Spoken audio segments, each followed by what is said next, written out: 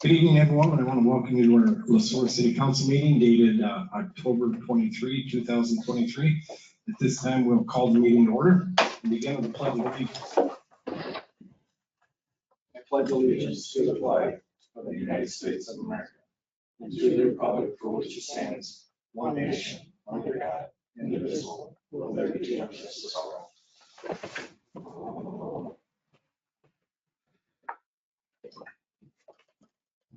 Council members, you all received your packets over the weekend. Hopefully you had time to review them. If you had any questions, hopefully reach out to our city administrator. At this time, I will entertain any motions to approve tonight's agenda. So moved. Councilmember Sullivan. Second. Councilmember Williams, seconded. Any discussion, comments, concerns? If not, all those in favor? Aye. Anybody opposed? The ayes have it. Moving on to public hearing. This would be regarding the vacation of the public alley down at the mall. Mr. Roby, do you want to give us a short little summary on this before I open that up? I would, Mr. Mayor, thank you. And council will note that this comes up later on the regular agenda. Item 8A tonight, there will be a resolution to consider the vacation of the alley in block 32, which is the alley to the east of Pillar and Main. So as part of the owners of the properties that are adjacent to this alley, both parcels right now owned by Building Good Downtowns. Building Good Downtowns has requested a petition the city to vacate that public alley that runs down the middle of the block since they own properties on both sides. And as part of a petition for a vacation of a alley or street, the city council is required to hold a public hearing. Public hearing was duly noticed for tonight, and so I can discuss the vacation itself and the resolution later in the agenda. But at this time, it would be appropriate to look for a motion to open the public hearing. Very good. Any motion? So moved. Second. Seconded by Councilmember Swanberg. It was first motion came up from Councilmember Schlinger. Any discussion, comments, or concerns? If not, all those in favor? Aye. Anybody opposed? The ayes have it. This subject is now open for discussion. I don't think we have anybody here to do so. Let's get through the checks. It's empty out there. All black. All blank. So with that said, I will entertain a motion to close the public hearing. So moved. Thank you, Councilmember Sullivan. Councilmember Swanberg seconded. Any discussion, comments? Not all those in favor? Aye. Anybody opposed? The ayes have it. Moving on to the consent agenda. All items on the consent agenda are considered routine and available to the city council at least 2 days in advance of the meeting. These items will be enacted on motion. There will be no separate discussion of these items unless a council member or citizen so requests, in which event this item will be removed from the agenda and considered a normal sequence. Mr. Ruby, do you want to review these for us? Yes, Mr. Mayor, members of council, 5 items on tonight's consent agenda. The first is approval of council minutes from the last regular meeting of October 9th, 2023. The second, a list of disbursements through today. Included in those disbursements are 4 items over $25,000. The first is a series of debt service payments to Northland Trust, totaling $481,738.75. Second, to U.S. Bank for the 2017 A debt service, which is $190,981.25. Third, to Landmark Structures for payment application number 21 for the composite elevated water tower, which no longer has a silk fence around it, for $53,677.85. And fourth, to Neo Water Treatment LLC for our FX300 wastewater material for $41,391.50. Item C on the consent agenda is approve an offsite gambling permit to the St. Peter Hockey Association, also known as Bulldog Youth Hockey Association, for the January 20th, 2024 Hockey Day in Minnesota. The Bulldog, the association is going to have an event at the community center, and they'd like to do a raffle and possibly some pull tabs at the community center. Item D, personnel action. We have several seasonal recreation office assistants that we're recommending for hire, which we do every winter season. And item E, personnel action for seasonal Zamboni drivers. This will round out our slate of candidates for the community center's MOU driving for the season, which is great.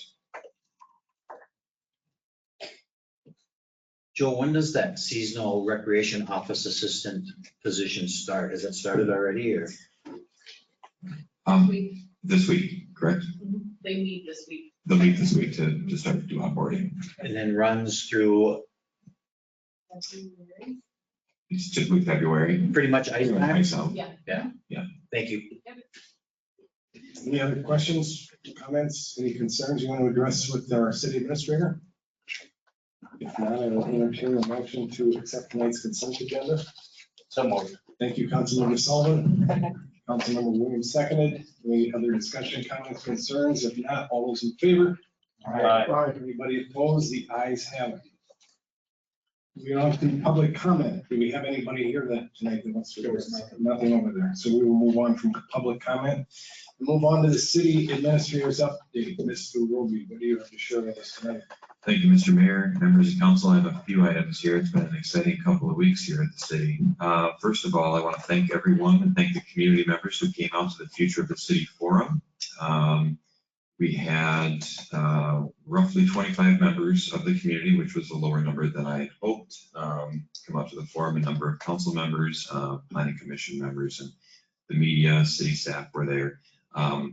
Despite the small number of participants, it did allow for good discussion and some rather intimate conversations with community members about some ideas they have for the future, lots of questions about city operations, about development, everything from utilities to planning and zoning to parking at Tiller Place. Lots of things that we were able to talk to the community about. And so I really appreciate all the work that zoning administrator Nielsen put into planning the event. Thanks to the planning commission for their thoughtful approach to pulling the event together, and this community survey that went out to all the city staff who attended, and support and community education for their support in setting up the event. We had an RPAC meeting, and at the RPAC meeting, we discussed this campsites, which will be on the regular agenda tonight. I'm excited to talk about that. Then a little over a week ago, the mayor and I went down to South Central College in Mankato as part of the House of Representatives bonding tour. They made a stop in Mankato. They visited Caswell Park. Caswell, North Mankato is asking for some money for augmentation to Caswell, which is already really nice. So, sorry, I had to throw that in. But they visited Caswell, and then they stopped at South Central, where three groups were able to give a presentation to members of the Capital Investment Committee. The City of Elysian was there asking for some dollars for a water treatment plant. Greater Mankato Growth was there asking for dollars associated with a trail that would connect Mankato and St. Peter along Highway 22. And then the City of Sueur was there pitching the results of our rec facilities master plan. I thought things went really well. The presentation I thought was well received. We asked for a lot of money, but I think we have the data to back it up, and the community engagement and the process that really speaks to the ask. This wasn't just a shot in the dark. This was a very well thought out process, and it was great to be able to give our pitch to members of the Capital Investment Committee, who will then complete their tour around the state. And then in the 2024 legislative session, the hope is that they will get to the point where they can consider and pass a bonding bill, and we will continue to advocate on behalf of the Sueur community for dollars, capital dollars in that bonding bill to go toward a renewed community center. 2 days later, we had a somewhat last minute but very much appreciated visit from Senator Klobuchar.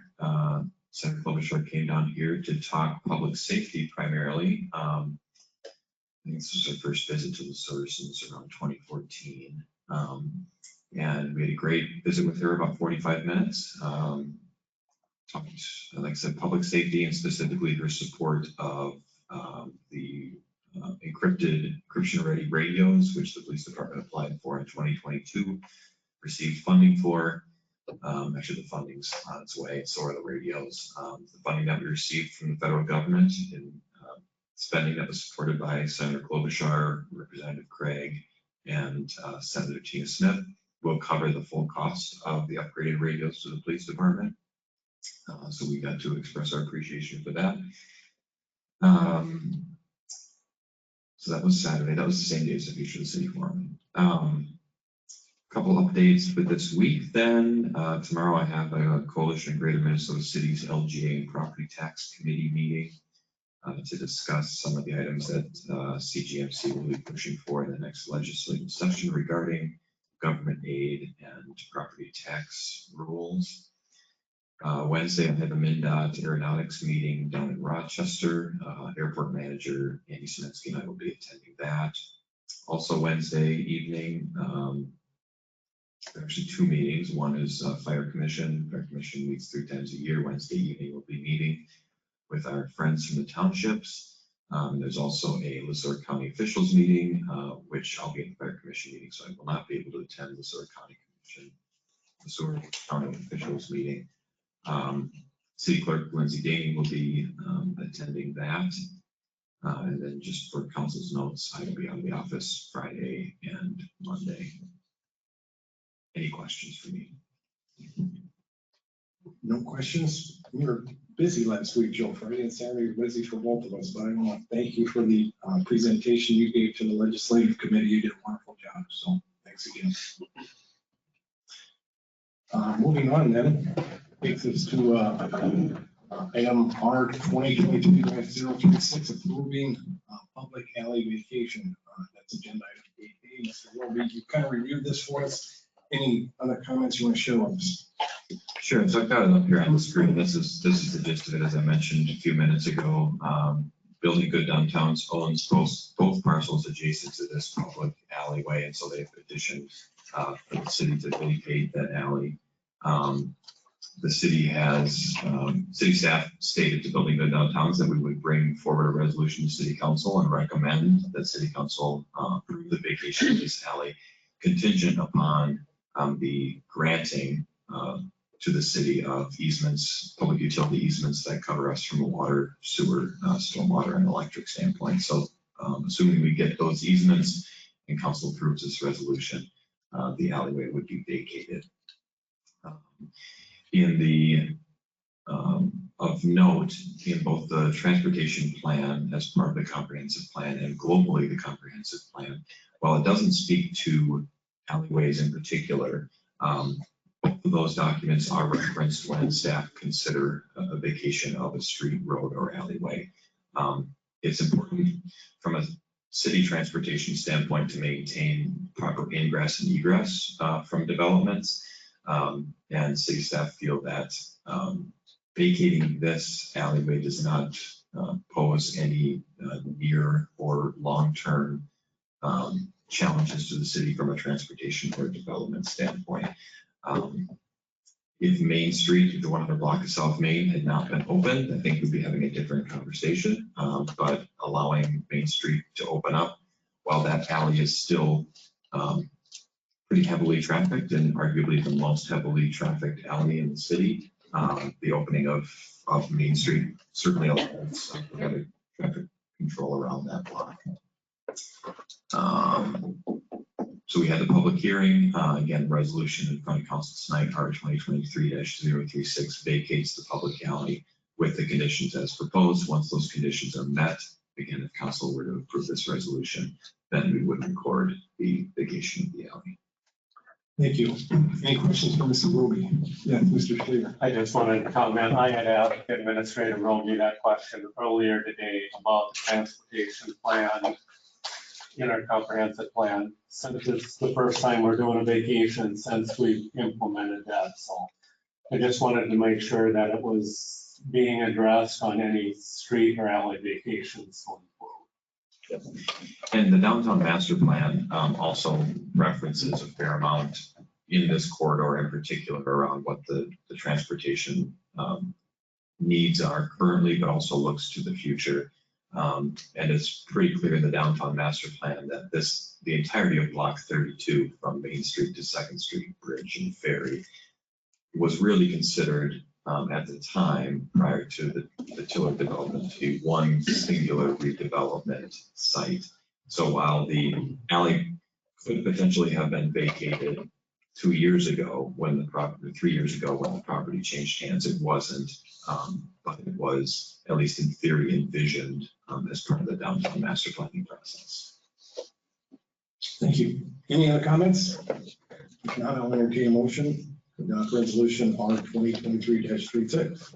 Thank you. Second. I'm sorry, who said that? Mr. Tui? Mr. Swanberg, followed by Mr. Sullivan, seconded. Any discussion, comments, concerns? If not, all those in favor? Aye. Anybody opposed? The ayes have it.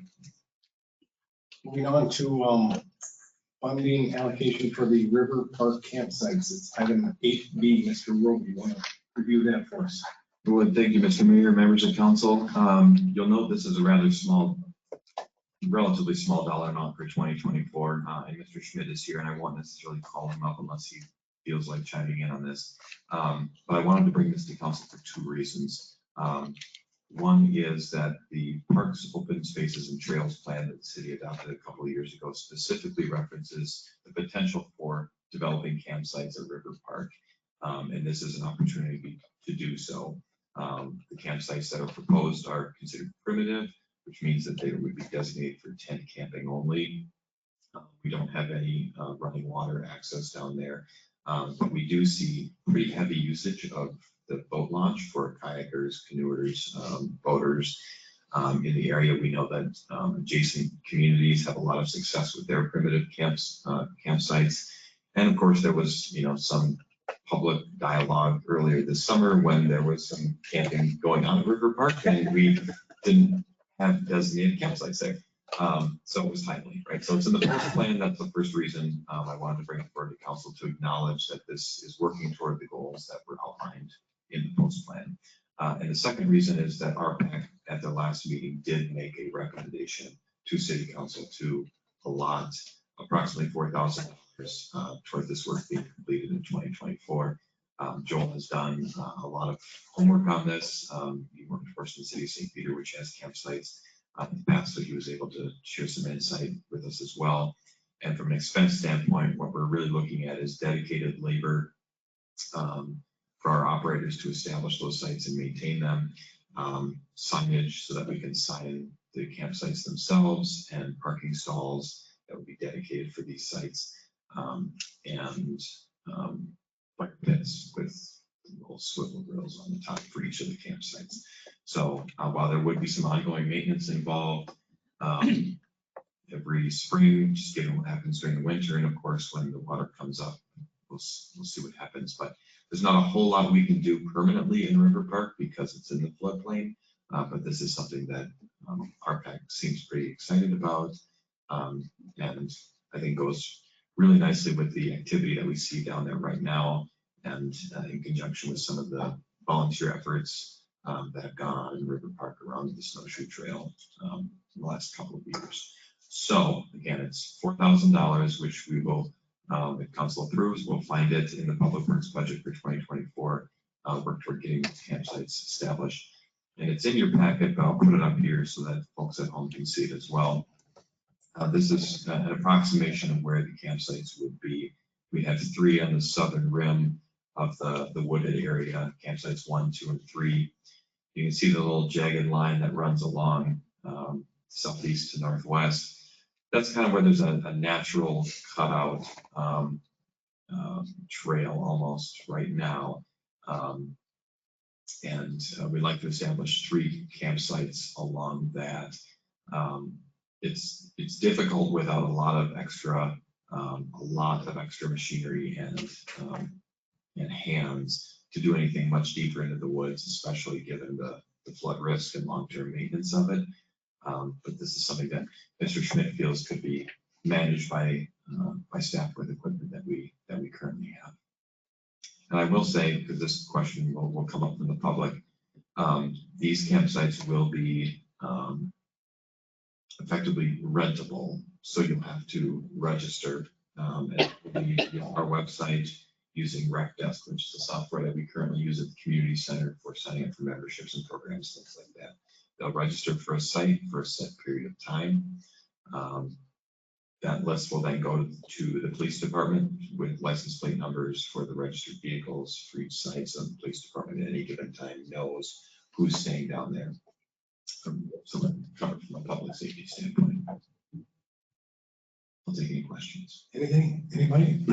I just want to share that I think this is exciting. It's not very much money. It's low risk. We all know it's a floodplain. We have very little risk of losing anything down there with the grills that will be set and the fire pits that won't go anywhere. So I think it's exciting. I, for one, and many of you know, canoed quite a bit through the Minnesota River. I believe, you can fact check this, I believe it's 333 miles long from South Dakota to Fort Snelling.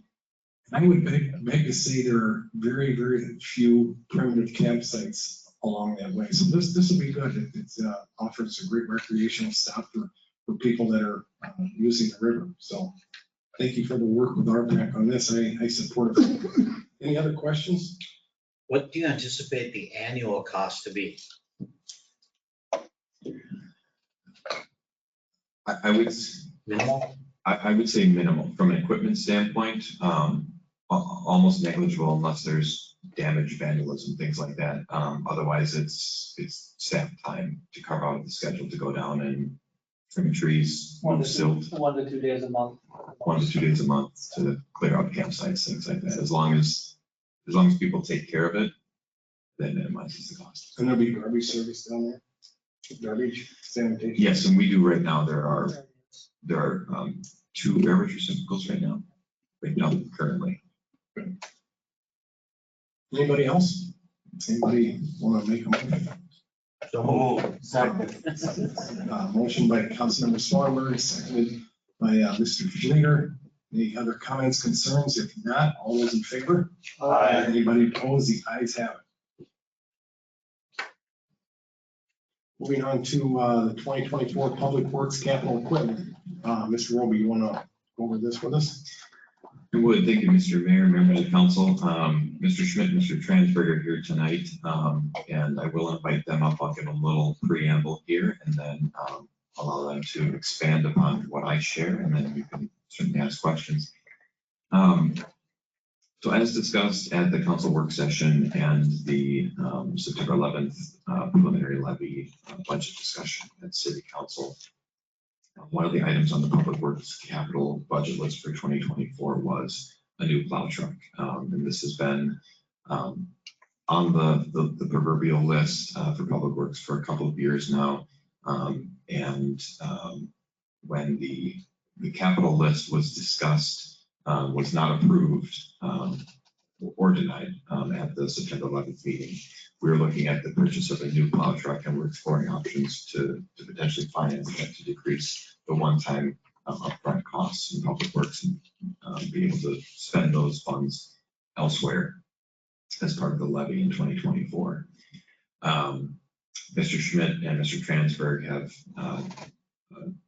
continued their research into the plow truck market and have also done some, I would say, very proactive thinking about street maintenance in general, which I think it's a good conversation for us to have. And we do have it every year, but we have some new eyes on it as well this year, bringing different perspectives and different ideas, which I think is healthy. And when we look at street maintenance, we do have a 5-year maintenance plan. We do have a 10-year capital plan for streets, which is for major reconstruction work.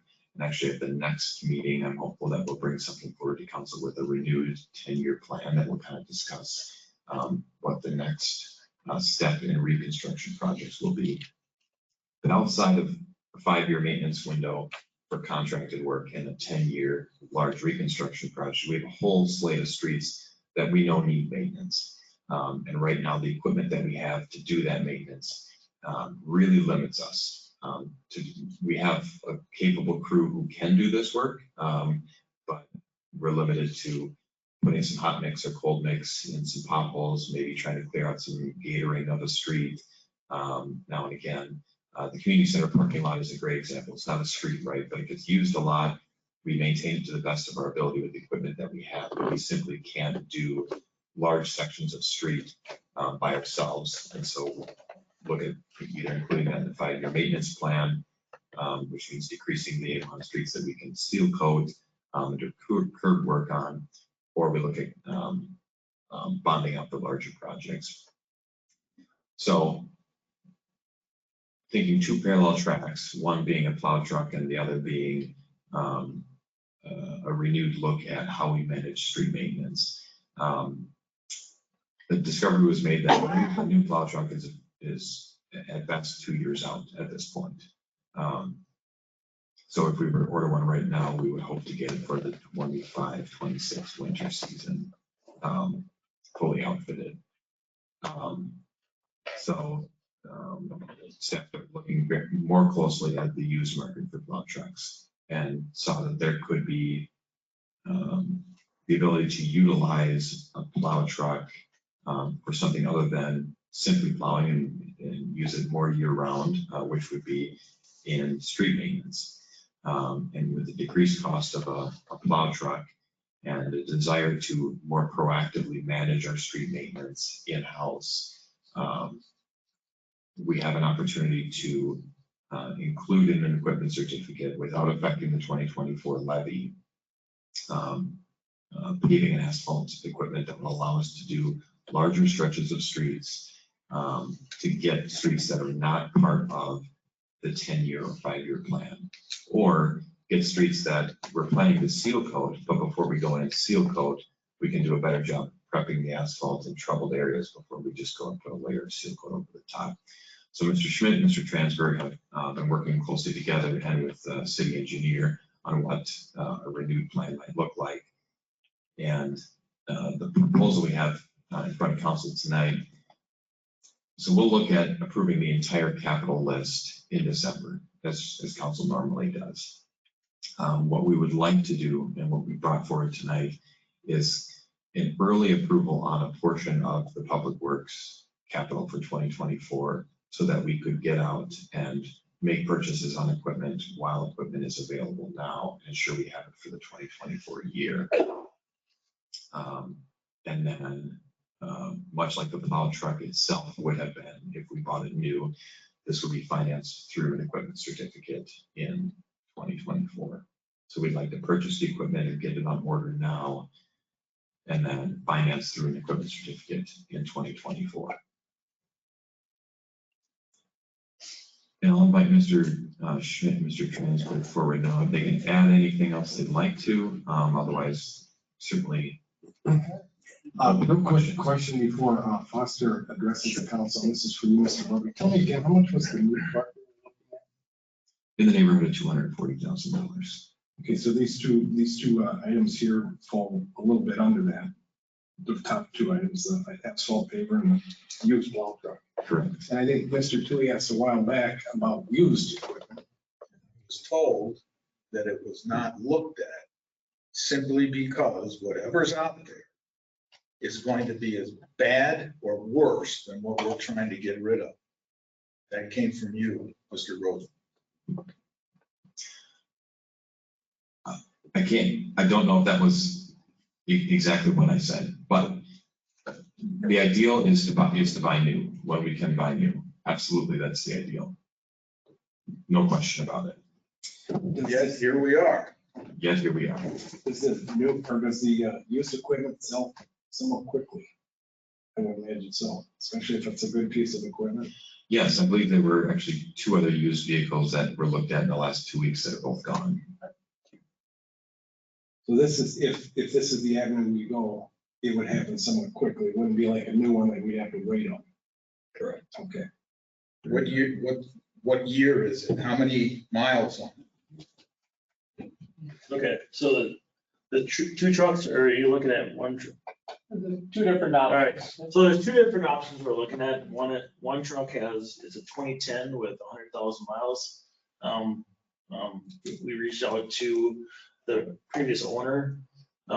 They've They said a really good track record. They put some money into it before they got rid of it, so, that's a 2010 Mac, and the other one is a 2014, Freightliner, thank you. That's got, I think it was at 105. 100,000, okay, so 100,000. They're both well-equipped trucks. What else can I?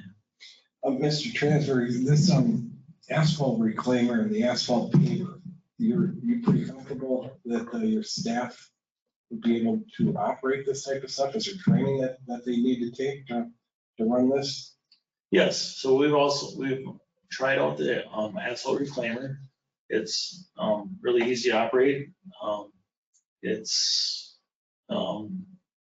relatively simple to use, just attach it to the front of a loader, and it takes out 4-foot sections at a time. It can mill down an inch and leave existing asphalt underneath, or it can mill down into the base and mix the millings right in with the base, and we actually create a better base than we currently have right now. So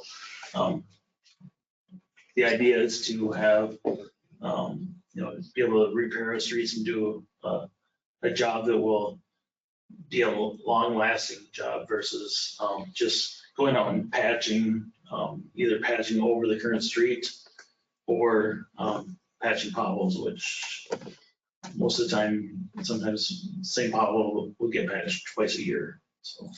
In the past, when we have a lot of asphalt that needs to go over a roadway, we outsource their doing that. Correct. And when you outsource it, it costs, I think for a full replacement on a road, it's roughly 30 to 40% extra for a contractor. And if it's for small batches, it can be, about 100% more than it would cost us as city staff to be doing it. My other question is that, and I don't expect you to do the math right here, Foster, but how long would it take to pay for asphalt reclaimer and an asphalt paver at $300,000? If we had one of those, would it pay for itself in the next 5 years? Sure. Have you done it, EMAP? And I'll leave this up to. Yeah, it really depends on how much work that the budget allows for. But if budget would stay similar to what it is this year, then yes, within 5 to 7 years would be a good window to use for payment, for payout. And real quick, I see the paver is used. That's used. The asphalt reclaimer is new then. Yes, that's correct. Okay. Any other questions? What do you do with the reclaimed asphalt? Okay, so we can, well, go ahead with that one. Yeah, why don't you come up? Joel's. So the millings or the reclaimed asphalt would go down into the base, and Foster kind of alluded to it. So when you see the cracking of the roads and the streets that are falling apart, that's representative of what's underneath being a problem. So we want to bolster that underneath. So all those millings, or most of those millings, would go down into the aggregate base, and then we would pave on top of that. Anything where we would do a surface treatment, we would pile those on the borate site, like we do now with any other millings, and then we would reutilize those on gravel roads or other projects. What are the annual maintenance costs? Anticipated. So anticipated, we'd run 5% per year of what you would think of a purchase price would be the very high end for annual maintenance. And that's, so your reclaimer is gonna have teeth, diamond teeth and all that kind of stuff. So, but that would be the very high end. And this equipment obviously could only be used, 5-6 months out of the year, right? Maybe a little bit more depending on the year. But, yeah, About the same as a golf. it's a construction season. Yeah. Heavy equipment, yeah. But the plow truck we used year round, and that actually help us out. Currently the one that we have is, needs quite a bit of work, and this one here is in good shape, and it'll help us do a lot better with plowing on the hills. So does this mean that the new plow truck is out that we're gonna have two old ones. Used. We use the word use. Yes, so we would no longer purchase a new plow truck. We would replace the 2001 with either 2010 or 2014. And then how many hours, these two, the paver and the reclaimer, would they run in tandem? So it'd be, so the whole setup would be kind of in cycles or in phases. So with the crew of 5 to 6 people, we can't just do everything all in one shot. So you'd come in and an example would be on Mog Street. So when I think of right away is along the curb line, it's really bad. So we would take a 4-foot swath on that curb line and reclaim it. So we would do that, and that would only take a couple hours or maybe a half a day at the most to reclaim that section. And then we would come back in right after that. We would pack and then remove the additional material or the excess material. And that would take, a day or two by the time you get all that packed and graded and ready. And then either later that week or the following week, we would come in and paint it. So it'd be kind of in phases. So we can do it with our one crew versus having multiple crews like the contractor would, where they. And if you had to guess, how many hours in a, say, season 1 would this equipment run? Because I think they keep track of it in hours, don't they? Yeah, on the reclaimer and the paver, they do. The reclaimer, boy, I'd be guessing. I'm just trying to picture the map that I've made myself, and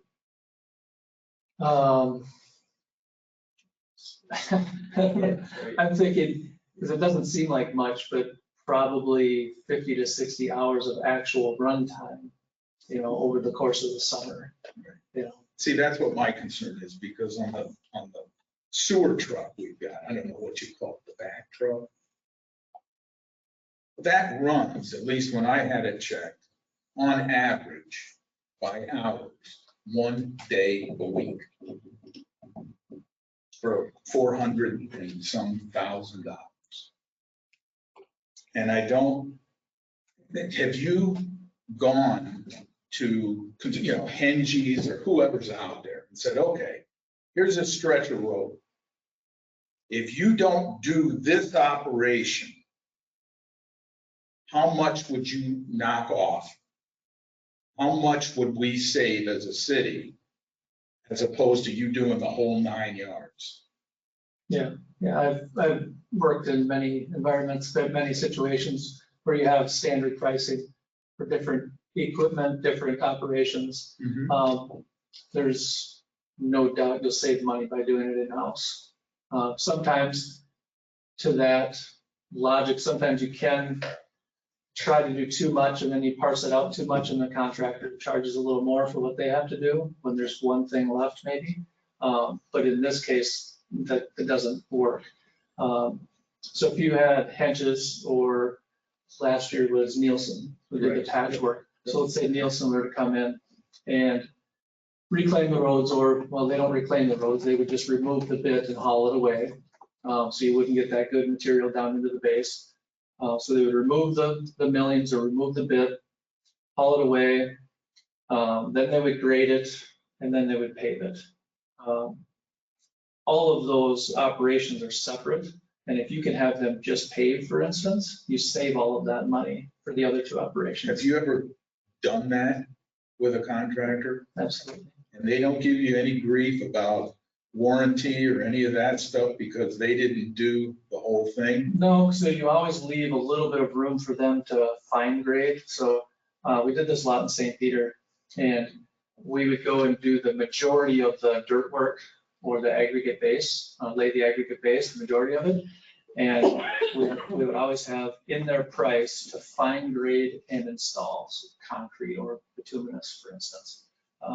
That always gave them the opportunity to fine grade it the way they wanted it. We would provide the material at that point. So if they needed a little more class 5, we would have material for them. They would move it around exactly how they wanted it, so they could install the product that they wanted to leave behind with the warranty and all.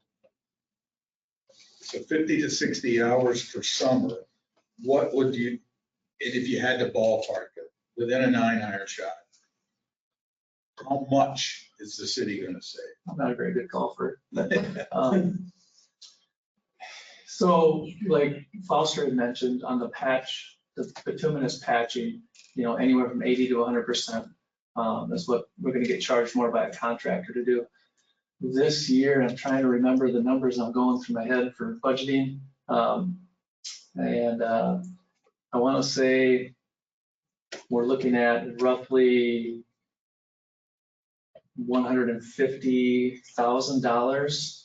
So, and some of that is full block and some of that is patching. So, you're looking at maybe, call it conservatively $60,000 to $90,000, depending on what we did, exactly what gets budgeted for and the work that's actually done.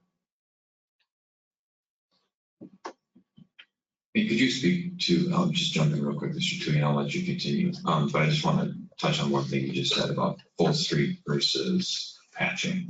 Could you explain a little bit with this equipment? Are we talking about full width street? What types of sections would be handled with this particular equipment? So the one that comes to mind would be Smith Street from Main to Second. So that's a perfect example of a full block replacement. That section of the road is beyond repair. It needs to be replaced. If we were going to do that section ourselves, we would come in and reclaim it with the reclaimer. So we would grind down about 6 to 8 inches deep. So we would mix the good material in with some of the not so good material to make it better. We would then crown it properly. So that way we're coming off of the curb line on the north side, and then there is no curb on the south side. But we would crown that properly to prepare it to pave. And then we would come in with this paver and we can pave up to 8 feet wide. So we would do 8-foot sections of road from west to east. Sorry, I'm still trying to get my bearings on which direction is which in town. But from west to east, we would do an 8-foot section along the curb line on the north side. And then we would back up and do the next 8 feet until we completed that 30-foot road, is what that road is. So, real quick, Mr. Schmidt, if we have the equipment, and we have the manpower to do it, how much, I'm just trying to ask you in the ballpark of what this would cost. What would it cost in asphalt to do that section that you're talking about? In-house? Yeah. Basically the asphalt, correct? So, If I could do the math on my calculator, that's- I can't think of what it would be. I want to say $9,000 to $10,000. if we hired, If you hire that out, you're going to be $15,000 to $18,000, somewhere in there. Okay. Very rough math, very rough figures in my head. How wide is the cut or the chew or whatever you call it? 4 feet. On the So reclaimer? the important part about this paver specifically is that it does a small or as narrow as 4 feet of paving, which the reclaimer is a 4-foot wide It's a 4-foot reclaimer. reclaimer. So that's really the bread and butter of this operation, is to do those curb line patches. Because that's where you get the worst amount of moisture or water infiltration into the roads is right at the curb lines. And that's why you see them fall apart all And the that's time. also where the garbage trucks are working. It's right on Right. the curb line. Those are So to be able to do it ourselves, we have that 4-foot paver, which again will be our bread and butter. We will do a lot of curb line patching, and we can pave in 4 feet and do a very quality job. But then this paver again also goes up to 8 feet, so we can do full blocks. I don't see us taking the place of a contractor on North 4th Street or some other large project like Main Street, like the county did. It's not as economical when they're doing large stretches of road like that. The contractor is a lot more competitive to us. But we were doing 1 block at a time, 1 block here, or Davis Street has a part of a block where half of the road needs to be replaced and the other half could be crack sealed. Those types of jobs, we can save a lot of money in-house. They pay for the equipment pretty quick. And the more money that you allow in the public works budget every year, the faster you pay for it. I personally, I like the thought of having the equipment in-house, having the staff in-house who knows how to run the equipment, and not being at the mercy of a subcontractor to fix these types of things. So I appreciate you guys giving us your insight. Can I say one more thing? Yeah, please Sorry do. to interrupt. So I think maybe I might have led to the plow truck debacle or whatever you want to call that, because the trucks have become more expensive than what previously was thought. That $240,000 mark is actually probably closer to $320,000 now with the way trucks have increased in price. So, you know, I thought I brought kind of a creative approach to it. Let's try to get more stuff done, because when you see the roads around town, we really need to do a lot of work to fix them. And me personally, if I could choose, I'd rather have a new truck because it's easier for me. But the right thing to do is try to get some equipment, be a little more creative with the funds that we have and do some good work here. So that's probably me providing, injecting a little bit of confusion into the entire truck situation to not blame Joe for that. So this is gonna increase the bond for 2024 for the equipment from the 240 to 480, is that correct? Correct. So you're gonna double it. Correct.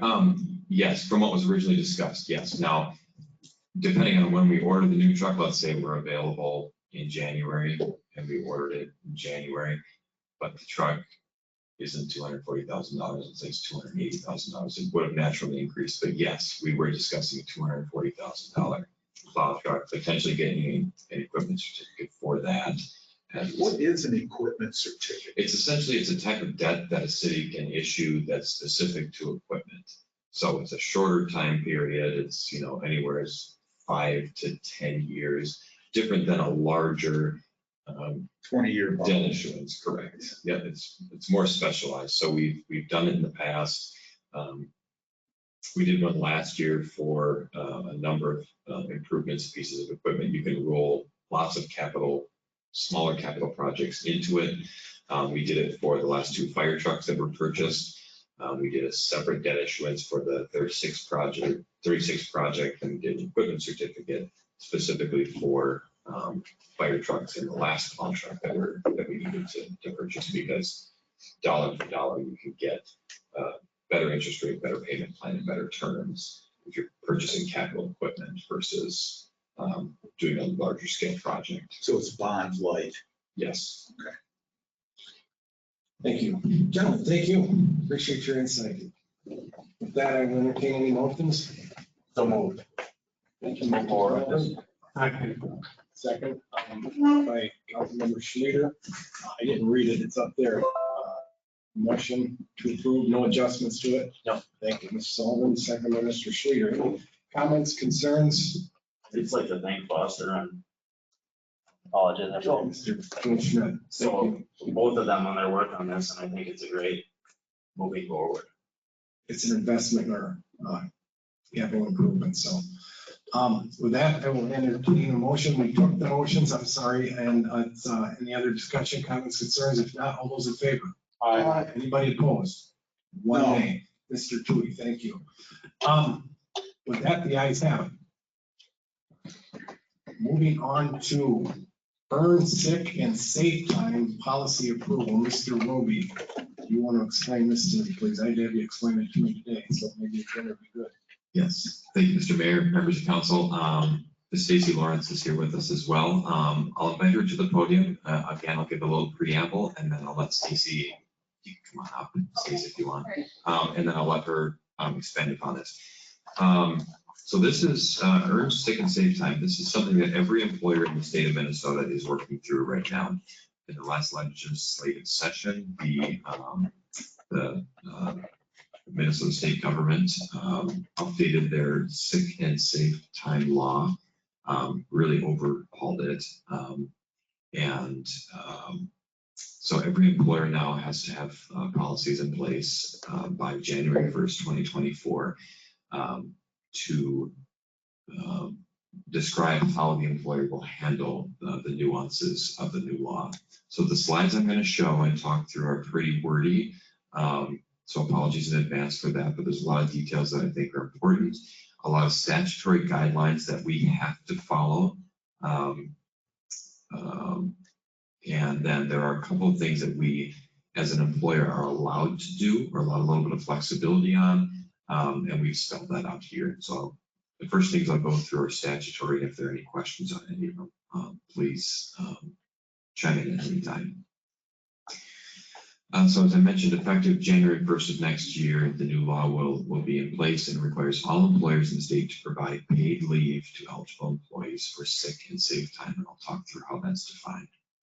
Every eligible employee, every employee who works at least 80 hours in a year, 80 hours, 1 year, is eligible for this time. It's accrued at 1 hour for every 30 hours worked. And you have to work at least 80 hours to start using it. You start accruing it immediately, but you have to work 80 hours before you can start using it. So you start banking it right away. And the law requires us to allow an accrual of 48 hours per year. Employers can grant more hours than that if they want. Sneak preview, our proposal is not allow for any more than 48 hours. That would be the maximum that you could accrue, which is what we are required to offer at minimum. Employees will be allowed to use ESST for reasons including lots of different things, essentially any mental or physical illness treatment, preventive care, closure of your workplace due to weather, closure to a family member's school or care facility due to weather or public emergency, absence due to domestic abuse, sexual assault, stalking of an employee or family member. Any of these reasons in here, which really covers the full gamut, everything from I'm sick to my mother-in-law is sick, can be an eligible reason for use of sick and safe time. These are all the people that you can consider as your family members. And it effectively covers anyone who you would think as being a family member, a sibling of any type. And by any type, I mean it could be a step sibling, it could be a child of a domestic partner, any of them for yourself as an employee or a spouse, that of a spouse or domestic partner. So your spouse's grandparent or your spouse's niece or nephew or aunt or uncle. And also anyone at all who is related by blood. And then any individual whose close association with the employee is like a family relationship can be considered as well. And then by law, every employee has the right to choose one individual annually who's not considered a close family, close relation or a family member so you could, in theory, designate a really good friend of yours who's not close enough to be considered family and is not related to you, but you could designate them and say that person is sick, I need to go help them out for the day. You can use or sick and safe for that individual. So lots of people, it covers lots of people. And this is all statute. So every employer in the state is required to offer this, just a reminder. So how will we handle the nuances of the policy? Our proposal and the two policies that were presented in the packet tonight call for the accrual of this to be separate from paid time off or PTO. So we have PTO in the personnel policy, and full-time and part-time employees accrue PTO at various rates depending on your years of service with the city. That policy is not changing according to our proposed policies here. Do you have a question, Mr. Sullivan? I guess I was just wondering, does it specifically call it out that it has to be above and beyond the PTO hours? It does not. No, it does not. And it can be considered part of PTO. In our view, that creates a couple of different challenges. One is we have to offer it to temporary and seasonal employees, ESST. Temporary and seasonal employees are not eligible for PTO right now. So if we offered it above and beyond temporary and seasonals and not to full part-time, that creates a cultural challenge. It's also a managerial challenge, baking it into PTO, because in theory you could have someone call in and want to use PTO for an ESST reason. They don't necessarily have to disclose that reason to the manager. And so a manager could be in a position where they have to deny, or they're inclined to deny the PTO request, but they can't. Thank you. So that's the reason Cleared up for my- keeping it separate. Yep. As I mentioned earlier, employees for our policies may accrue a maximum of 48 hours per calendar year. They may carry over unused ESST hours to a subsequent calendar year, but that bank must not exceed 80 hours at any time. For full and part-time employees, if you have any hours in your bank and you separate your employment for any reason, those hours are not paid out. So right now, the PTO policy is that any PTO that's banked will be paid out upon separation from the city. ESST hours in our policies would not be paid out upon separation. The statute gives employers the option of paying out or not paying out. For temporary and seasonal employees, however, our recommendation in the policies is that any unused ESST hours would be paid out. And one of the principal reasons is if a temporary or seasonal employee terminates and they are rehired within 180 days, which for a fair number of our temporary and seasonal employees, that's the case, because they'll come back and they'll work as a winter seasonal, or they'll be a lifeguard and then they'll work as a rec office assistant in the winter. Then we would have to reinstate those hours and make sure we're keeping track of those so they could technically accrue those. And secondarily, the challenge with temporary and seasonal employees is while they can use them, they'll accrue at a slower rate because they're not working as many hours, but that creates the potential for a lot of scheduling difficulties.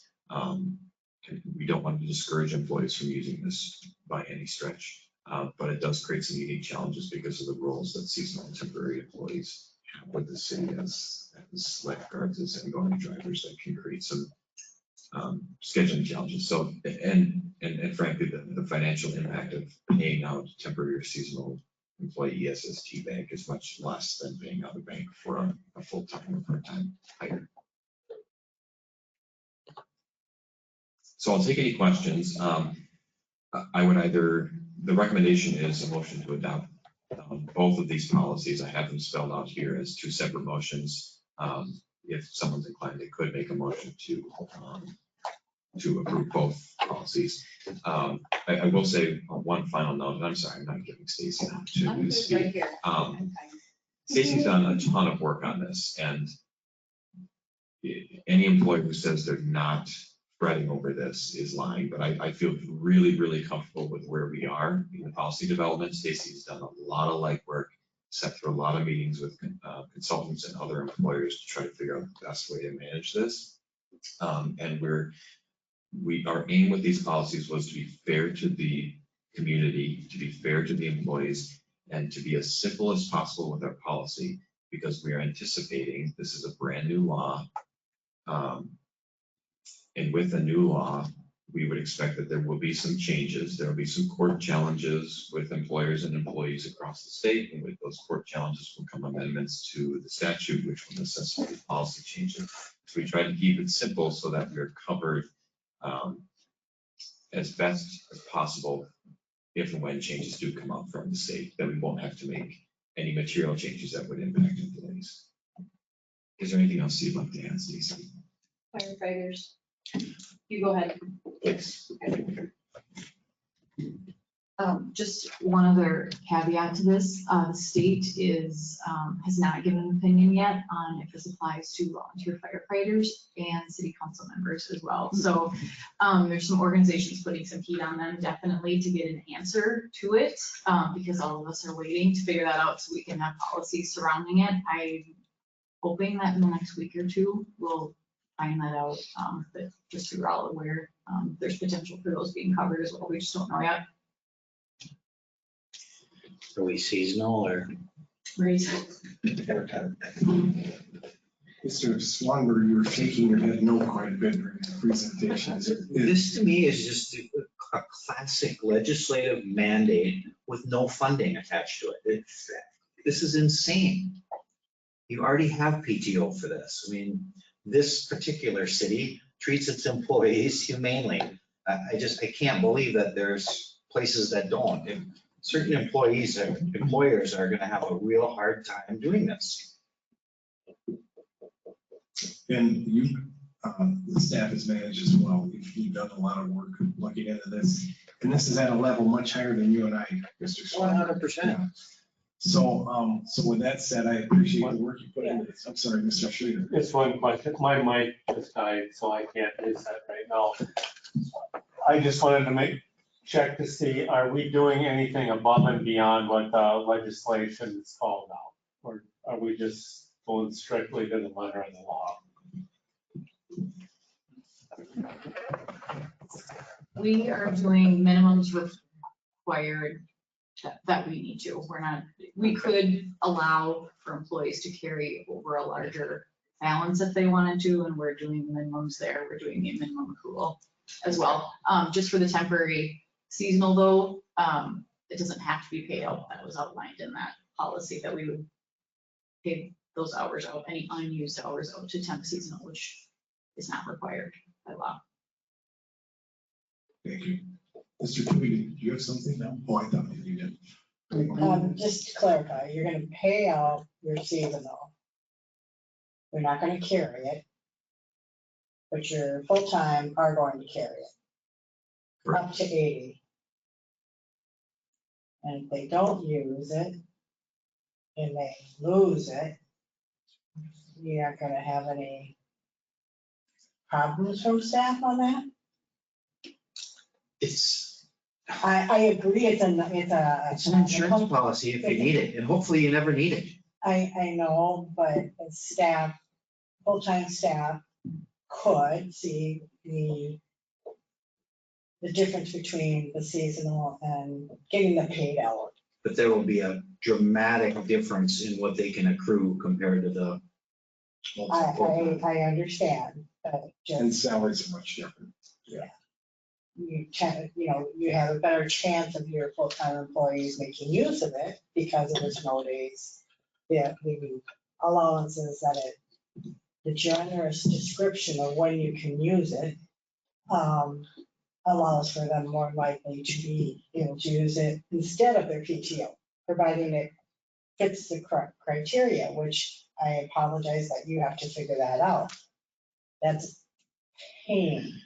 Yes, so we had a lot of conversation at a leadership level about what's the best balance between encouraging staff to use ESST instead of PTO.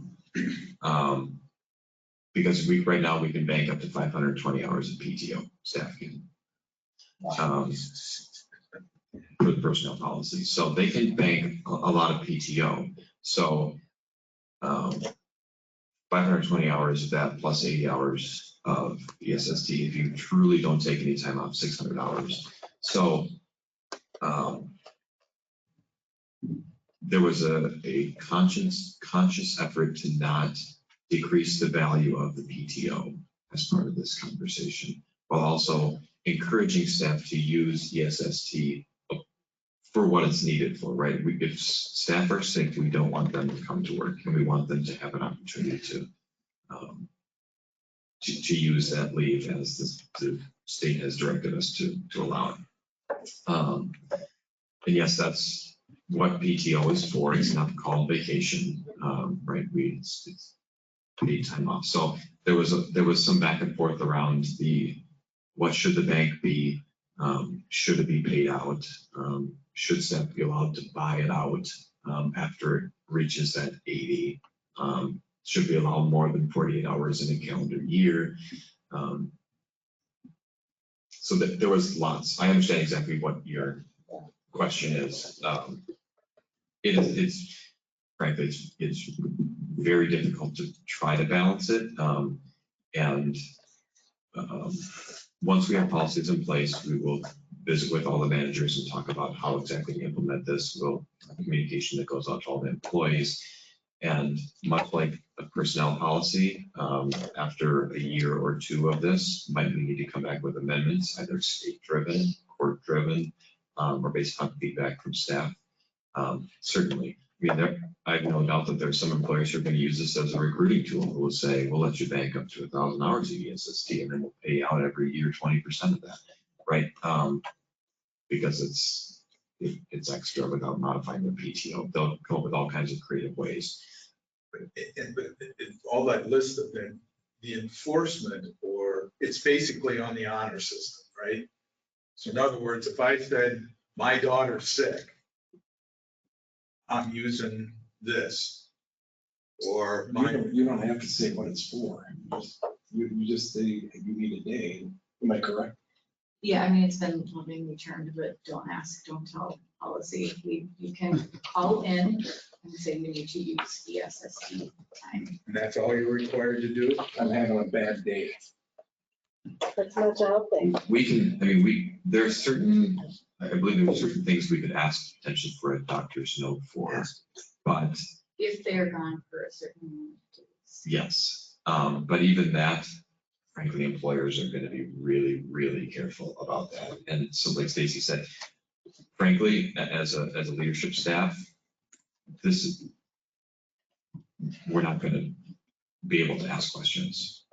I mean, there's some stipulations. If somebody said that they had a court appearance for stalking, for example, I mean, there's certain questions you can ask, but people don't have to provide documentation of their court appearance. You can write a narrative for yourself and submit it to us, but there's a lot of things that aren't required to use this time. So and that was the goal at the legislative level was to create not only sick time, but safe time. Correct. It was, if you need time for yourself, given the stigma around, whether it's a domestic situation or it's one's own mental health, that you should not be put in a position where you have to tell your employer, I need 2 days to center myself.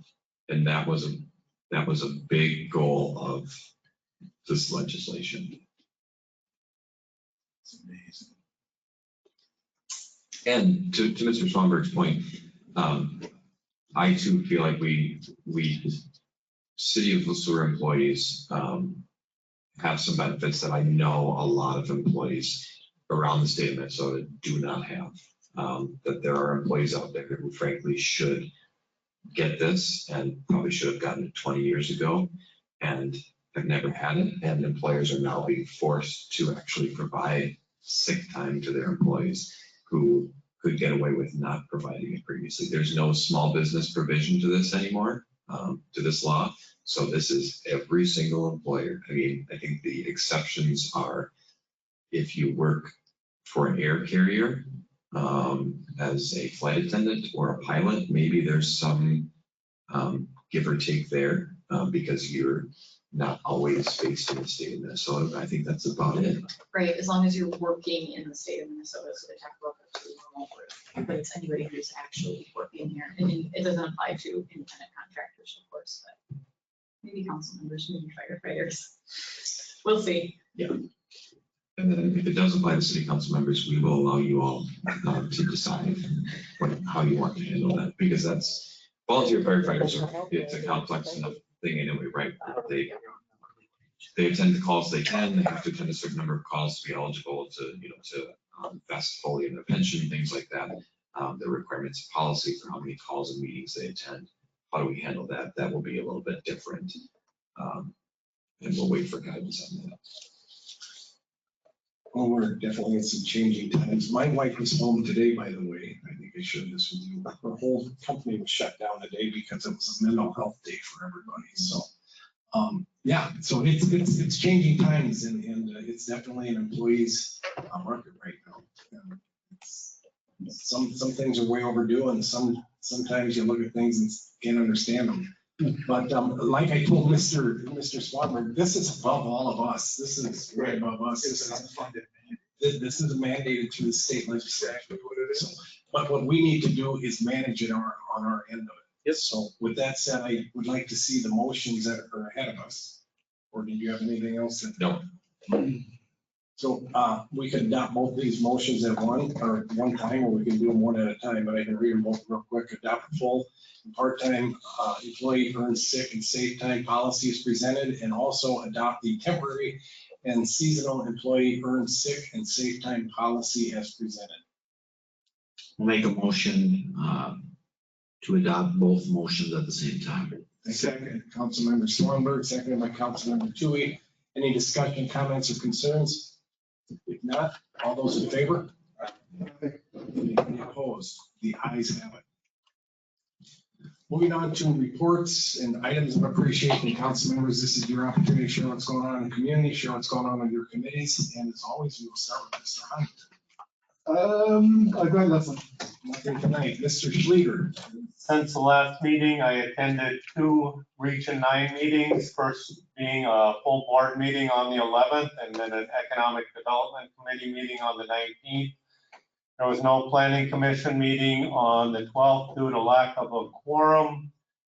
I want to thank everybody from the public who showed up for the Future of the City Forum. There were some very good discussions that went on in the breakout sessions. Activity coming up, Sueur County officials meeting this Wednesday, and Thursday, November 2nd, there's a Climate Smart Municipalities meeting. Thank you, Councilmember Schleter. Councilmember Sullivan. We had an EDA meeting tonight, just was a routine meeting, got some updates on the 169 line, which excited to see that moving forward. Was able to participate with Joe and Councilmember Williams and the mayor with Senator Klobuchar, along with some representatives from our fire department and law enforcement. So that was a good, interesting conversation. Other than that, we do have a fire commission meeting tomorrow, Wednesday night. That's it. Thank you. Councilmember Swanberg. Yeah, just to piggyback on Councilman Sullivan's, we did approve another year contract with CETA at our EDA meeting today. But other than that, Thank you. Councilmember Tui. Yes, I'd like to, as Councilman Schluter said, I attended the Future thing on last Saturday, and it was very good, well done, I thought. Well attended, and some interesting conversation, put it that way. And I would like to thank Stacy for the work she did on this EST thing. It had to have been a night. So, thank you. That's all. Thank you, Councilmember Tui. Councilmember Williams. We had an HRA meeting on last Wednesday, the 18th. Hospital board meeting tomorrow night, and I'm sure there'll be some feedback about the Mayo Clinic's not renewing the contract. So if anybody's heard anything, let me know. And I'm sure they're looking for input. Other than that, I attended the forum and Amy Klobuchar, that was all great. And I think the fire chief made an impression on Amy and his continued pursuit of funding for his area. Good, nice job. It was the Jesse show. On my end, I just want to thank everybody for their participation last week with the forum we had here with the city and with the senator coming to town. Also, Joe, great work on your presentation in the state legislature last Friday. So we had a busy weekend last weekend. So thank you to everybody who took part in that. And that's all I have for tonight. With that, I will entertain a motion to dismiss. So moved. Thank you. All those in favor? Aye.